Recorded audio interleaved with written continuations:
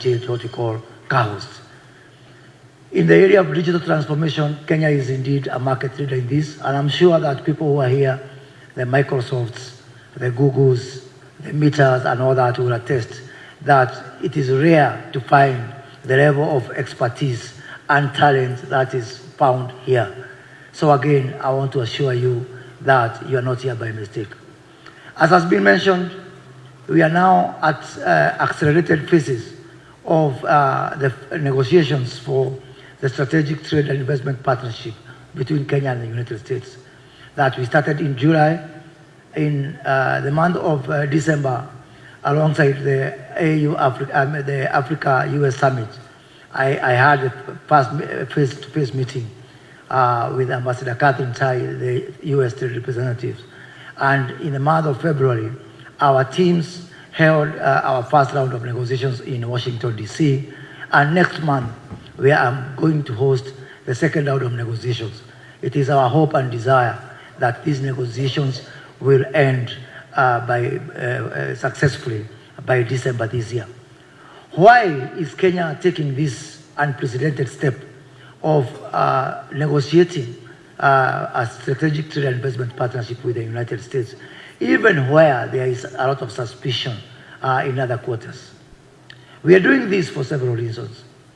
In trade negotiations, some countries go into negotiations because they belong to some geographic location, because we are from East Africa, or we are from Comesa region, or we are from Africa. Others negotiate for market access because they are from a certain economic class. For example, there are some countries who continue to enjoy market access in some of your markets simply because they are least developed countries, something I always call celebrating poverty. But Kenya is going to these negotiations for different reasons. We are not negotiating with the United States as a favor to the United States. And this is not a United States initiative. It is a joint initiative because we are negotiating on the basis of shared values.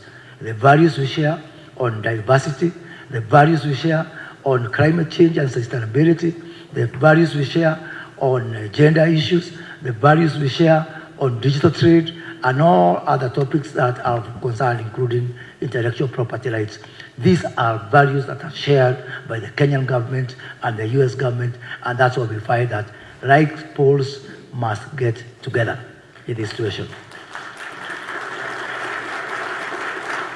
Kenya is not just Kenya, and Kenya is not just one country. Kenya is a gateway to the African market.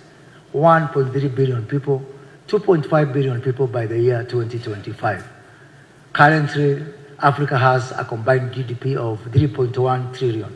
But away from Africa, Kenya, we start from the East African community, a market of 250 million people, going all the way to Comesa with 400 million people, and now as we accelerate towards African continental free trade area.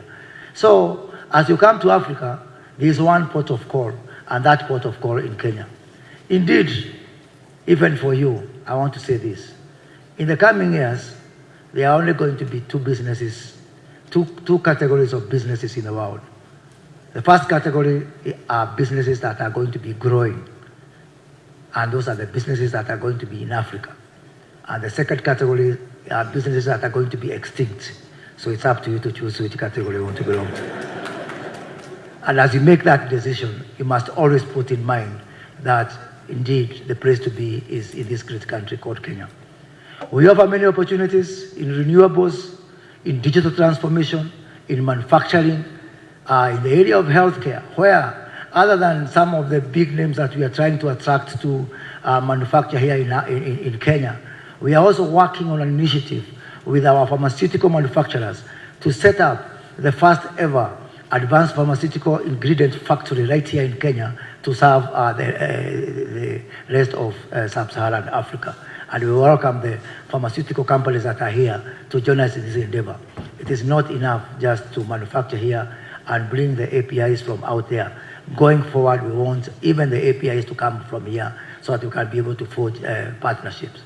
We are offering incentives on the export, in our export processing zones, in our special economic zones, In our county aggregation and industrial parks, we are working on a commodity exchange, which, as I told my esteemed colleague Don yesterday, that the commodities exchange that we are coming up with is going to be accessible to even small shops in New York who are going to have the opportunity to order direct from SMEs from rural Kenya, and so that you can be able to have all-inclusive growth and to have